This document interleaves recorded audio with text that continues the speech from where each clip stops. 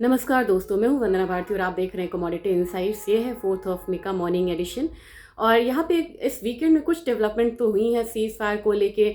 अब नई यहाँ पे खबर आ रही है कि ट्रंप ने कहा है कि जो न्यूट्रल कंट्रीज़ हैं या जो कमर्शियल यहाँ पे शिप्स हैं उनको वो वहाँ पे पास देंगे और स्कॉट्स भी कर सकते हैं और वहाँ पे निकालेंगे। तो जो स्ट्रैंडेड शिप्स हैं वो निकल सकते हैं स्ट्रेट ऑफ हॉर्मुज से। और उन्होंने कहा है कि इसकी शुरुआत आज के दिन से ही होगी, यानी कि मंडे से होगी। तो लेट्स सी कि यहाँ पे किस तरीके से जो मार्केट में है रिएक्शंस आता है। इनिशियल रिएक्शंस हमें क्रूड में ही देखना होगा। तो जब मैं क्रूड प्राइसेस को देख रही हूँ तो यहाँ पे सिर्फ 0.8% की यहाँ पे डाउन साइड है, बहुत ज़्यादा डाउन साइड नहीं है। 101.66 डॉलर के करीब ट्रेड हो रहा है। हमारी जो क्रूड ऑयल हमारी क्लोजिंग हुई थी 96.65 के करीब। एक इनिशियल यहाँ पे एक फॉल आता हुआ देख सकते हैं 9400 तक का। क्योंकि अब आप कहेंगे कि हमारे यहाँ क्यों फॉल आएगा, क्योंकि अगर यहाँ पे शिप्स जो हैं जो फंसे हुए हैं वो निकलते हैं तो उसका सबसे ज़्यादा फ़ायदा जो है वो एशियन इकोनॉमीज़ को ही होगा, खासकर कि चाइना है, इंडिया है, फिलीपींस है, इन कंट्रीज़ को। तो मेरे ख्याल से आज क्रूड में एक रिएक्शन पॉजिटिव आना चाहिए। और अगर की जाए गोल्ड और सिल्वर की, गोल्ड और सिल्वर पे बहुत ज़्यादा इम्पैक्ट नहीं आ रहा है। मैं देख रही हूँ कि अभी एक पॉजिटिव मूव भी यहाँ पे नहीं आ रही है। 46.18 के करीब गोल्ड ट्रेड कर रहा है और यहाँ पे $26 तक की जो गिरावट है वो हम देख रहे हैं। जबकि जो स्पॉट गोल्ड है वो 46.10 के करीब है, वहाँ भी $4 की गिरावट है। तो अपनी मार्केट की क्लोजिंग हुई थी 1,51,352 के करीब। तो इस हिसाब से मुझे लग रहा है कि इनिशियली आप लोगों को एक करेक्शन यहाँ पे आने देना होगा। और मुझे लग रहा है कि प्राइसेस नीचे की तरफ अगेन 1,50,000 थोड़ा सा वो रहेगा। एक बारी 1,50,800 तक प्राइसेस एक बार करेक्ट होके आ सकता है। थोड़ा सा मार्केट को सेटल होने देते हैं।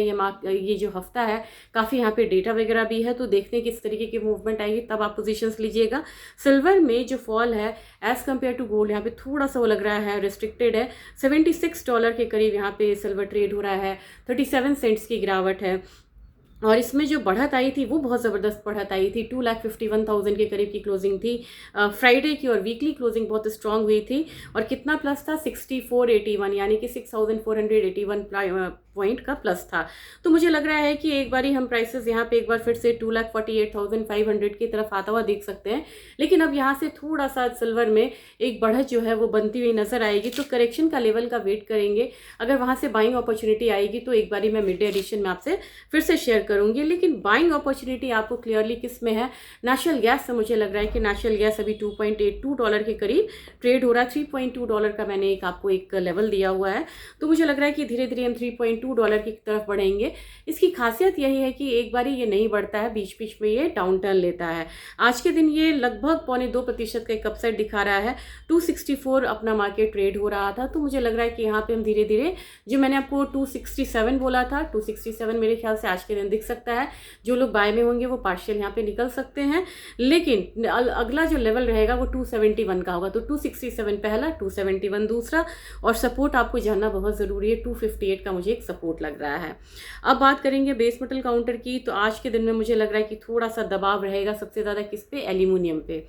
एल्यूमिनियम पे इसलिए रहेगा क्योंकि क्रूड पे दबाव है।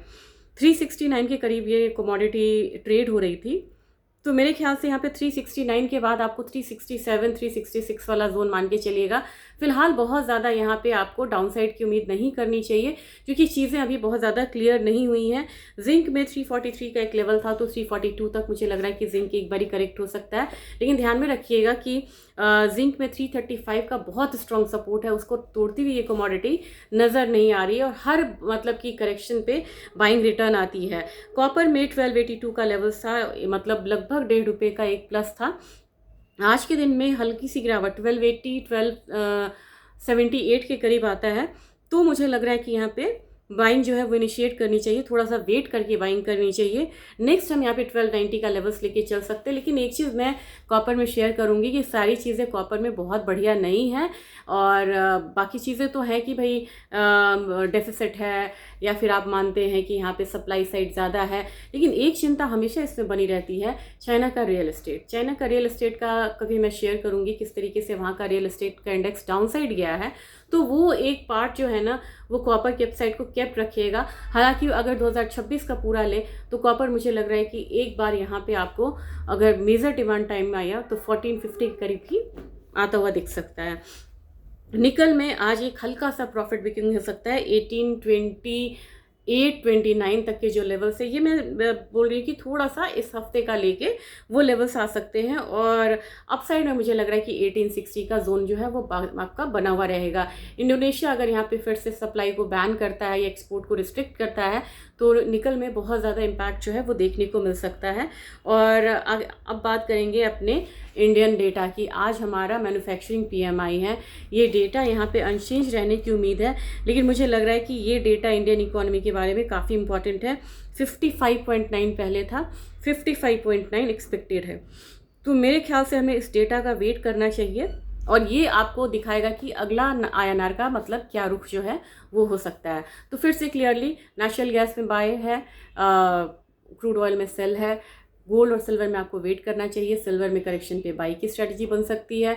एल्यूमिनियम में प्रेशर रहेगा, कॉपर में थोड़ा सा प्रेशर रहेगा, निकल में भी थोड़ा सा यहाँ पे प्रेशर आता हुआ दिख रहा है। तो इनिशियली बेस मेटल काउंटर में हल्का सा प्रेशर बिल्डअप होता हुआ नजर आएगा। Thank you.